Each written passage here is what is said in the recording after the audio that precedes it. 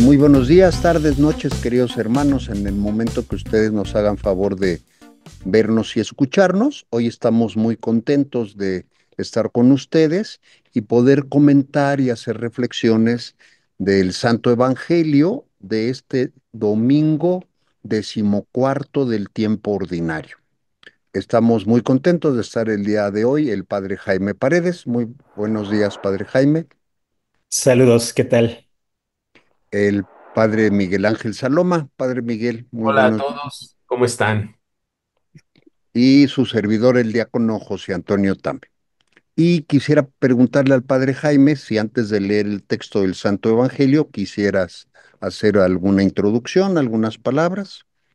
Yo creo que entramos directamente al texto, gracias. Perfecto, muy bien. Eh, el texto que vamos a leer hoy, queridos hermanos, está tomado del Evangelio según San Lucas y dice así. En aquel tiempo Jesús designó a otros 72 discípulos y los mandó por delante de dos en dos a todos los pueblos y lugares a donde pensaba ir y les dijo, la cosecha es mucho y los trabajadores pocos. Rueguen por lo tanto al dueño de la mies que envíe trabajadores a sus campos. Pónganse en camino, yo los envío como corderos en medio de lobos. No lleven ni dinero, ni morral, ni sandalias, y no se detengan a saludar a nadie por el camino. Cuando entren en una casa, digan, que la paz reine en esta casa. Y si allí hay gente amante de la paz, el deseo de paz de ustedes se cumplirá. Si no, no se cumplirá. Quédense en esa casa, coman y beban de lo que tengan, porque el trabajador tiene derecho a su salario. No anden de casa en casa.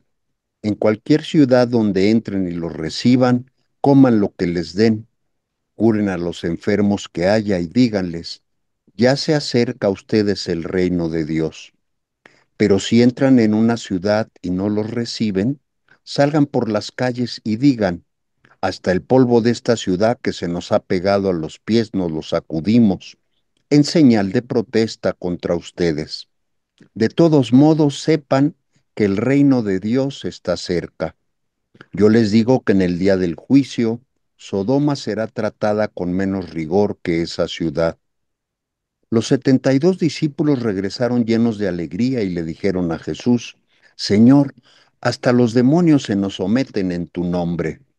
Él les contestó, vi a Satanás caer del cielo como el rayo. A ustedes les he dado poder para aplastar serpientes y escorpiones y para vencer toda la fuerza del enemigo, y nada les podrá hacer daño.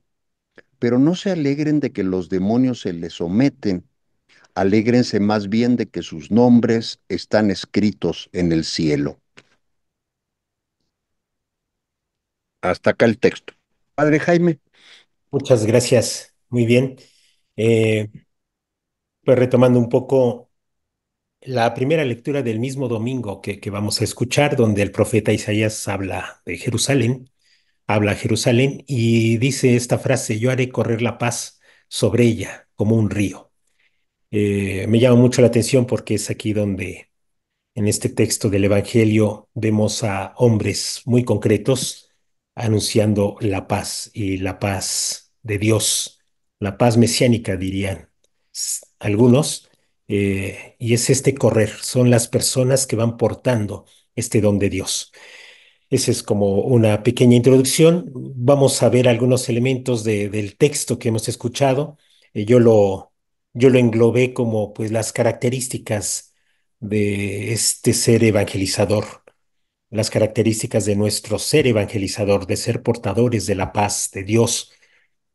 Algunos rasgos, algunas características que no podemos perder de vista y que nos ayudan a hacer más nuestra la misión, centrarnos como misioneros.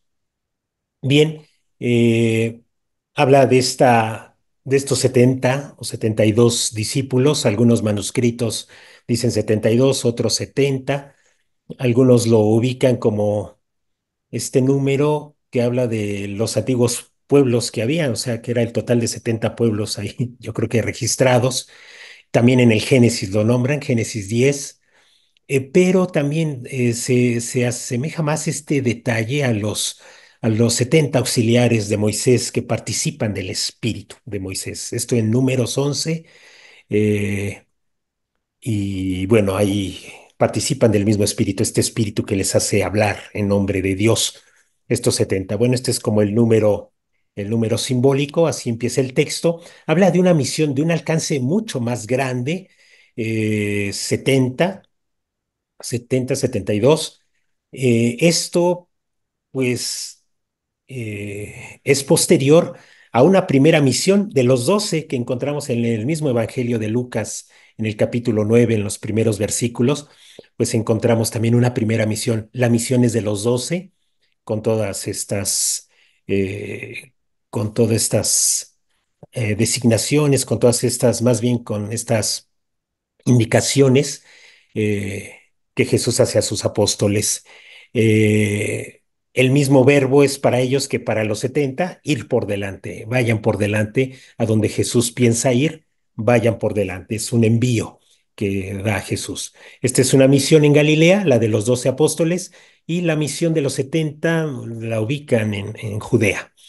Entonces, bueno, estos son como los primeros elementos de este texto del Evangelio y vamos a ver como unas condiciones generales de lo que es el misionero, de lo que es ya identificándonos con Jesús, cómo es nuestro ser, ya nuestra identidad, cómo se va identificando con Jesús, cómo nos vamos uniendo a Él. Y bueno, estas son algunas condiciones, llamémoslas así, pues generales eh, del misionero, del que va a anunciar la paz, el que va a anunciar el reino de Dios, la presencia de Dios en medio del mundo. Eh, entonces vamos con una primera condición, llamémosla así, una primera característica del ser misionero. Eh, la cosecha es mucha, los trabajadores pocos, rueguen por tanto al dueño de la mies que envíe trabajadores a sus campos. Una primera condición es esta mm, contacto con el Padre, con el dueño de la mies, en un ámbito de oración. Una primera característica que no podemos perder. Los llamados a evangelizar, los llamados a anunciar el evangelio es este contacto en donde pues aparece nuestra incapacidad, llamémosla así, nos rebasa la realidad, la mies es mucha, los trabajadores pocos. Rueguen, por tanto, al dueño de la mies. Él es el que conduce la obra. Esto no hay que perderlo de vista en nuestra obra evangelizadora, en un ambiente de oración, en un constante ambiente de oración. Siempre poner en manos de Dios nuestras tareas evangelizadoras. A veces nos jala mucho el triunfalismo, nos jala mucho el que sí podemos, nos jala mucho el querernos parecer a instituciones de otra índole en donde queremos presumir logros, queremos presumir conquistas, queremos presumir cosas que hacemos. Sin embargo, la oración nos centra, la oración nos hace centrarnos en esta dimensión que tenemos. El trabajo es de Él, Él es el que concede trabajadores, Dios es el que concede trabajadores. Eh, Nosotros solo vemos la desproporción. La mies es mucha, los trabajadores pocos. Rueguen, por tanto, al dueño de la mies. La segunda característica, la segunda condición, sí, aparece estas indicaciones. eh, Pónganse en camino, no lleven dinero, ni morral, ni sandalias, no se detengan a saludar. Habla, sí, de esta renuncia a seguridades y comodidades, pero habla más de una disposición del corazón para presentar el Evangelio como una profunda experiencia de vida. La confianza total en Dios, un anuncio que se identifica con nuestra vida. No, no vamos a anunciar eh, eh, cosas teóricas, no vamos a anunciar, aunque es la palabra la que nos ayuda en esta transmisión del mensaje, no, no anunciamos cosas teóricas o discursos basados solo en una comprensión intelectual, sino en una profunda experiencia de vida. Entonces, dejen seguridades, dejen comodidades, preséntense totalmente dispuestos a que actúe Dios. Esa es una segunda condición. Rogar a Dios, la primera, disposición auténtica para que Dios vaya obrando, dejar seguridades, lo nombra aquí el autor del comentario al Evangelio según San Lucas, seguridades, comodidades para estar dispuestos al actuar de Dios. Una tercera condición del evangelizador, somos portadores de paz, de la paz de Dios, o le llaman la paz mesiánica. Esta paz mesiánica, ¿qué significa esta paz mesiánica? El mundo bíblico concibe la vida del hombre como una tentación y riesgo de actuar siempre con violencia, siempre la violencia. Y entonces, este mundo bíblico también pone como meta de la vida la paz. El hombre llega a ser auténtico, llega a la meta cuando está la paz de Dios en él, cuando Dios ha construido en la vida del hombre la paz. Y esta paz se entiende entonces como plenitud de la forma del ser del hombre. Esta paz que equilibra al ser humano para que verdaderamente despliegue su vida con sus dones, con sus cualidades, principalmente con este Espíritu de Dios. Entonces, esa es la paz que anuncia una plenitud del hombre, pero en Dios. Bueno, esta plenitud del hombre que se alcanza solo en esta apertura sencilla, eh, de la paz que Dios trae y que los discípulos eran testigos en la resurrección cuando Jesús aparece y dice, la paz esté con ustedes, no les doy la paz como la da el mundo. Ya se ha hablado aquí en estos segmentos sobre esto de la paz que da el mundo, siempre pues agarrados de nuestra soberbia, de nuestro ego y queremos sembrar paz, pues queda totalmente contradictorio, eso es imposible. Pero la paz que Dios da es desde la plenitud del hombre, la presencia de Dios en nosotros. Un cuarto elemento que caracteriza al evangelizador, ya llevamos tres, rogamos a Dios en la oración, somos portadores de paz y la disposición completa a que Dios actúe, renunciando a comodidades, seguridades y para que el evangelio sea una profunda experiencia. Un cuarto elemento es que nos identificamos con la tarea de Jesús, anunciamos el reinado de Dios y ese signo de anunciar el reino de Dios es el curar a los enfermos. Aparece aquí, vayan y curen a los enfermos. Eh, es este acercamiento de Dios al dolor, al padecimiento humano y que lo transforma, lo va transformando. Ese es el acercamiento, un acercamiento en donde cuando el hombre se siente pleno, ha sido curado, supera toda enfermedad y alaba a Dios. Entonces, este es la cuarta característica. Anunciamos el reino, no anunciamos otras pretensiones nuestras, no anunciamos el triunfo de nosotros, de alguna doctrina que querramos implementar. Anunciamos el reino de Dios y ya sabemos que el reino de Dios es pues todas las parábolas que hemos visto también cuando comentamos los otros evangelios. eh, es el reino de Dios discreto, el reino de Dios que que es esto que fermenta la masa, es esta perla escondida, en fin, es esto discreto, pero que va generando una transformación auténtica. A veces sí corremos riesgo en la comunidad cristiana de querer transformar las estructuras, pero todavía desde la superficialidad. Entonces, sí, a veces es nuestra tendencia, nuestra confusión. Pensamos que verdaderamente estamos cambiando las estructuras de las cosas, aún de nuestros planes evangelizadores, pero repetimos lo mismo. Será porque nos hace falta un poco ser más sensibles a esta presencia del reino, anunciar el reino, pues desde este encuentro con la persona que sufre, curar a los enfermos, dice el Evangelio. Otra característica, voy perdiendo la cuenta, creo que es la quinta, irán de dos en dos como testigos, van de dos en dos, somos testigos, no es nuestra palabra únicamente, así como la definitiva, no somos hombres solitarios que estamos convencidos de alguna ideología y la imponemos y decimos esto es la verdad. No, vamos como testigos, vamos como hermanos, vamos como testigos de esta presencia de Dios. Y finalmente, otra característica del evangelizador es han de confiar en la generosidad del mensaje, lo que va a provocar este brindarse.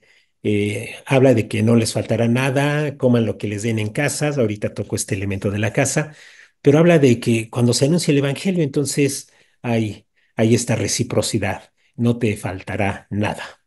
Es confiar en la generosidad que el mensaje provoca en los demás. Hay una respuesta generosa también de los demás. Características no las enumero de nuevo. Igual y ya tendrán momento de retrasar el video y bueno, anotar alguna o reflexionar alguna que les haya llamado la atención. Está el elemento de la casa. Lo repite varias veces en pocos versículos.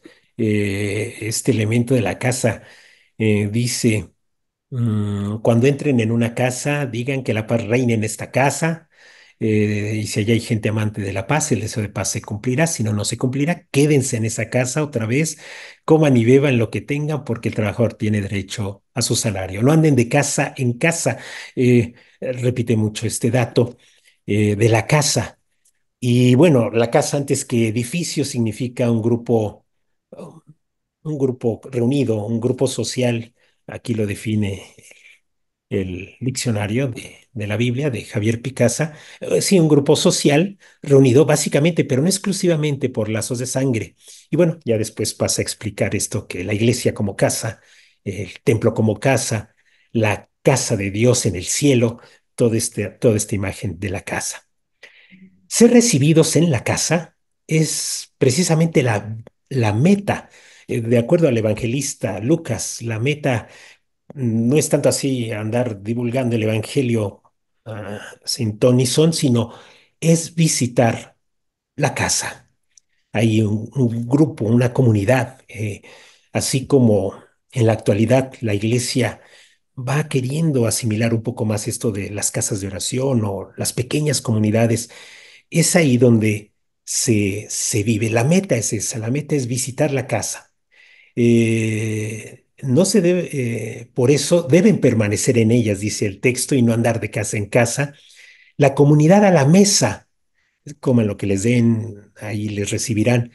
La comunidad a la mesa, esta casa, esta pequeña familia, esta nueva comunidad, es el escenario donde se puede anunciar el Evangelio. La comunidad en la mesa sirve para anunciar el Evangelio. Entonces, esto de la casa es importante tomarlo, lo menciona Lucas, y bien, el Evangelio así se anunciaba, así se vivía, la liturgia en las casas se vivía.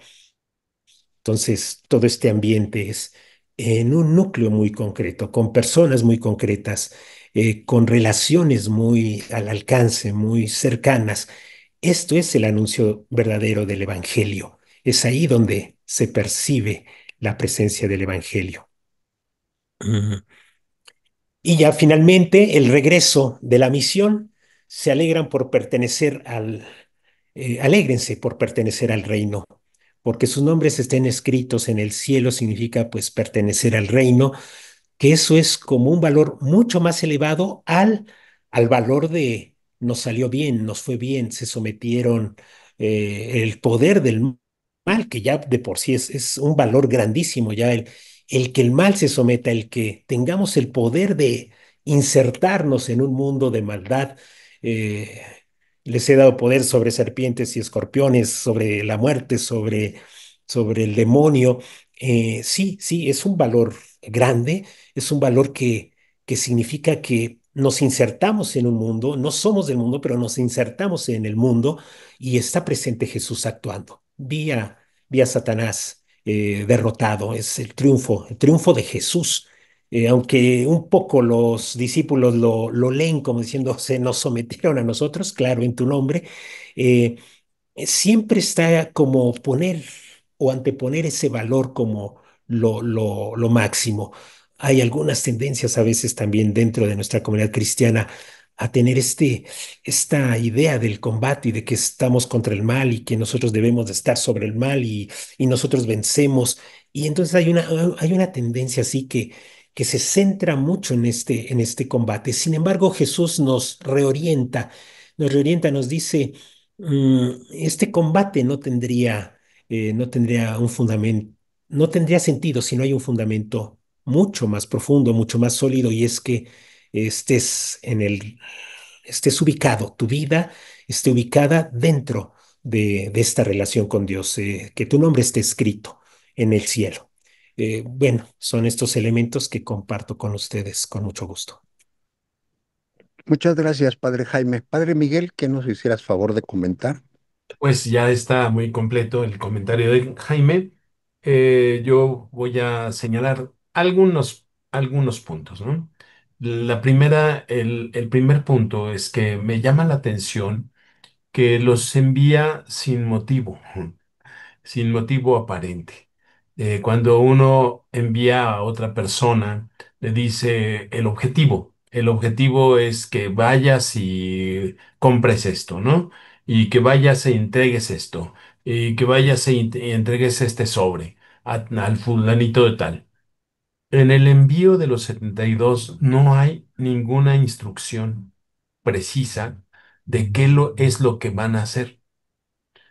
Cuando entren en una casa y haya enfermos, allí pueden curarlos.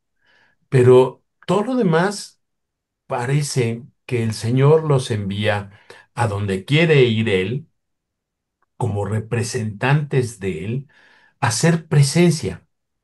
A veces nosotros en la iglesia tenemos muchos objetivos y muchas actividades.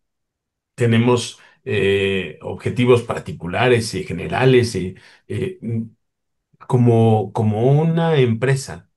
Y a veces nos olvidamos de que el solo hecho de la presencia ya es un testimonio, ya es una realidad más trascendente cuando nosotros vamos a tocar a las casas o vamos a hacer misión, salimos de la parroquia a anunciar el evangelio, a veces no es tanto el anuncio, sino la presencia de nosotros en medio de nuestras colonias.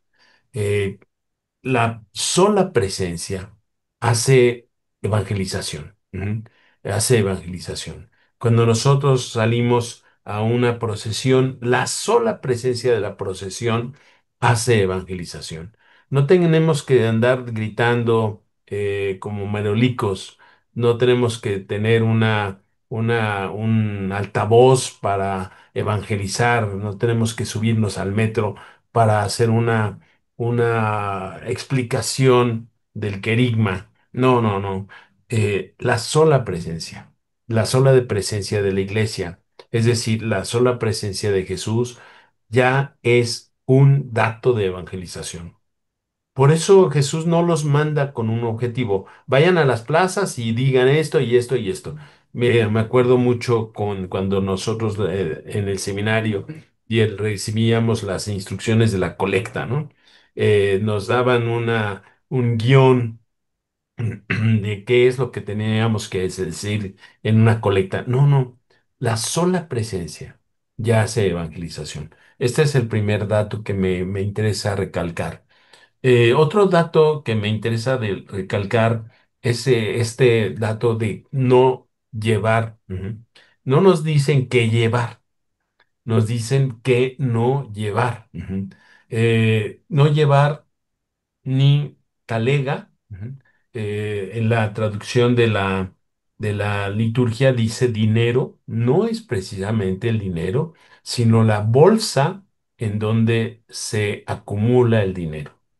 La palabra griega no es dinero, sino una bolsa en donde se acumula el dinero.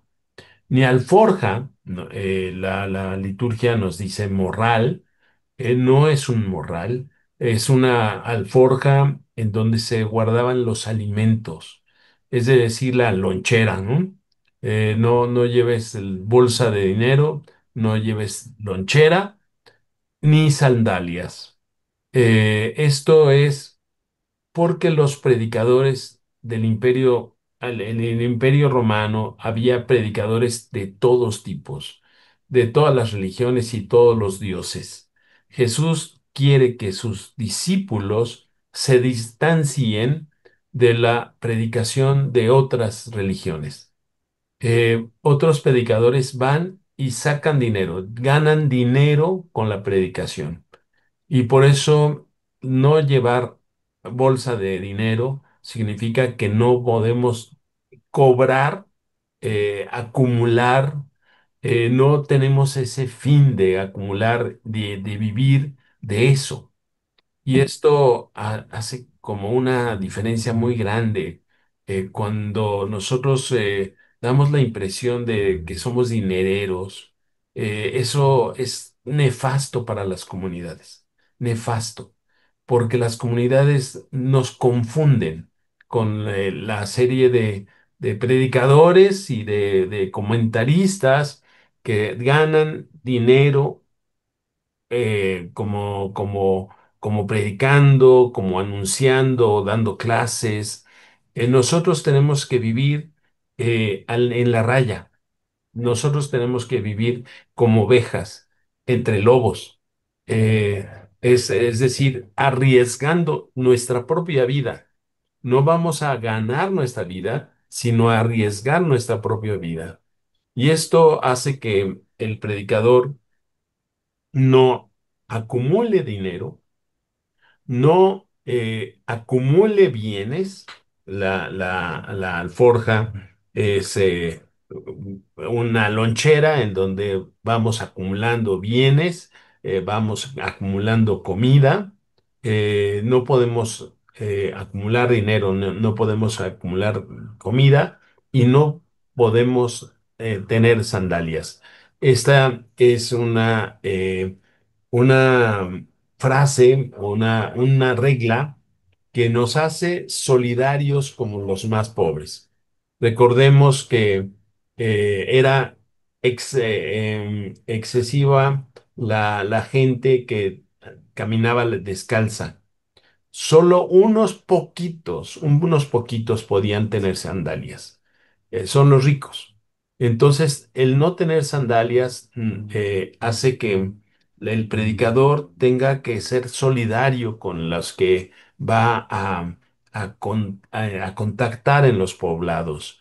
No podemos tener un estatus más grande que los que van a recibir nuestra presencia. No podemos no podemos ser más poderosos económicamente que los que van a recibir nuestra presencia, que los que vamos a ser signo de la presencia de Jesús. Entonces, y esto como corderos entre lobos, estamos arriesgando nuestra vida, arriesgando nuestra seguridad, nuestra comodidad. Ya lo decía Jaime, que estas tres cosas se refieren a la comodidad y la pobreza. Esto es muy, muy claro para mí bajo este símbolo de la talega, de la alforja y de las sandalias. Ujú. Allí me quedo. Muchas gracias, Padre Miguel. Pues yo quisiera comentar, digo, para no repetir lo que ya muy bien el Padre Jaime y el Padre Miguel nos dijeron, yo quisiera insistir en que en este texto del Evangelio nos recuerda que la misión se vive en comunión, ¿no? Porque la misión es comunitaria, en donde no hay lugar para el individualismo pastoral, porque donde no hay esta comunión, como que el testimonio no es creíble y el anuncio empieza precisamente en hacer comunidad. Y yo creo que es muy, muy importante. Y entonces aquí nos pudiéramos ir preguntando, queridos hermanos, cómo vivimos esa comunidad. Los que tienen la dicha y suerte de estar casados y viven en familia, pues la pregunta sería, ¿cómo vives esa comunidad de la familia? Es una comunidad en donde de verdad Jesús está presente, o es una comunidad que a veces pareciese que Jesús no está tan presente como debería estarlo. En la iglesia, en la iglesia como comunidad, pues debemos de reforzar que todos y cada uno de los integrantes de la iglesia podamos vivir en esa comunidad. Ya lo han comentado el padre Miguel y el padre Jaime. Yo nada más quisiera decir esto de el envío sin sandalias, sin bolsas, además de lo que muy bien nos explicó el padre Miguel. Yo lo veo también como un signo teológico de la confianza en Dios. Él es el que nos da todo lo que necesitamos. Él es el que logra que la misión sea fecunda y tenemos que confiar absolutamente en Él. Y un tercer dato muy rápido, porque ya todo lo han explicado muy bien, es yo interpreto de este anuncio que les dice Jesús que cuando lleguen a algún lugar, lo primero que digan es paz en esta casa. Yo lo interpreto de que la evangelización empieza con una disposición y una reconciliación. La evangelización es una invitación, invitación para hacer presente la misericordia de Dios.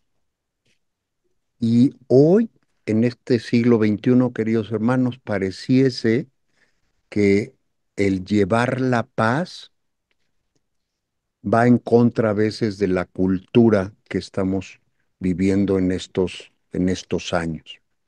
Y entonces es muy importante que nosotros recordemos que hoy, en estos tiempos, pues esta espiritualidad misionera de la que se habla hoy de manera constante en la iglesia, es que debemos de ser una iglesia en salida. Debemos de ir a donde las personas están. Debemos de incidir y cambiar el, el lugar de trabajo, el lugar donde se reúnen, en las escuelas, en las familias, porque ahí tiene que llegar el anuncio de Jesús. Y este anuncio de Jesús lo tenemos que hacer con una comunidad eclesial fraterna, comunidad eclesial fraterna, que a veces y en ocasiones puede ser que esta comunidad eclesial no viva tan fraternalmente como debería. Y ya también lo comentaban, yo nada más lo quiero subrayar, y esta espiritualidad misionera debe ser una espiritualidad misionera con un estilo evangélico, centrada en la paz, en la humildad y en la fidelidad. Y yo quisiera concluir este primer comentario diciendo que también esta espiritualidad misionera tiene que vivirse con una alegría profunda, no por lo que hagamos, no por los resultados que tengamos, sino por quienes somos en Cristo, que es lo que verdaderamente importa. Padre Jaime, ¿alguna otra reflexión? No, ya no tendría más Ya. que decir. Padre Miguel, Sí, nada más un detallito. La misión de hacer presencia y y de estar en los pueblos no necesariamente va a tener éxito. Ujú. Eh, Algo que me llama mucho la atención es que Jesús les da instrucciones para los poblados que los aceptan y les da instrucciones para los poblados en donde no los aceptan. Es decir, la misión para mí es una propuesta pero que siempre deja en libertad a las personas. Jesús nunca obliga a nadie a aceptar el Evangelio. Nunca obliga a nadie a ser parte de la iglesia. Nunca obliga a nadie a nada. Él es el que sana, es el que predica, es el que nos envía y nosotros tenemos que reproducir esta misma libertad que Él tuvo hacia la gente. La gente fue convencida no por el sometimiento ni por la calidad de argumentos, sino por la simple caridad que nosotros tenemos que estar manifestando. Eh, nosotros tenemos un tesoro en vasijas de barro, pero tenemos un tesoro que proponemos a los que quieran. Y la verdad es que los que quieren son los más necesitados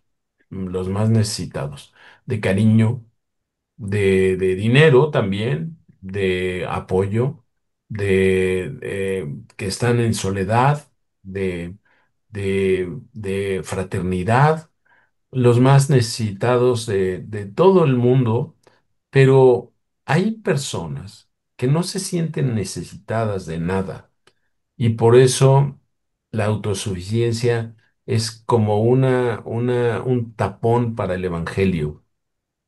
Nosotros sabemos que todos estamos necesitados, pero ellos no lo saben. Entonces va a haber rechazo y hasta expulsión.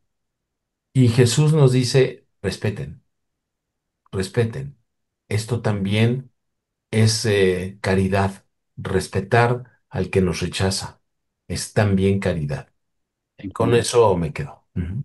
Muchas gracias, Padre Miguel. Pues yo quisiera cerrar este comentario mío diciendo un pequeño pensamiento espiritual que ojalá se pueda convertir en una oración. Y este pensamiento espiritual diría que el Espíritu Santo nos haga discípulos misioneros como los 72 del Evangelio, que nos conceda alegría, libertad y pasión por el reino. Y que cada uno de nosotros, al volver de nuestra misión cotidiana, podamos escuchar en el corazón: alégrate porque tu nombre está escrito en el cielo. Pues esta es nuestra propuesta, queridos hermanos. Les agradecemos mucho que nos hagan el favor de vernos, de escucharnos. Les pedimos que si les gustó esta reflexión, esta propuesta, donde está el pulgar hacia arriba, le opriman clic y que nos ayuden a seguir compartiendo este video para que esta comunidad pues siga creciendo con el favor de Dios. Esperamos verlos la próxima semana y que tengan buena semana. Hasta pronto.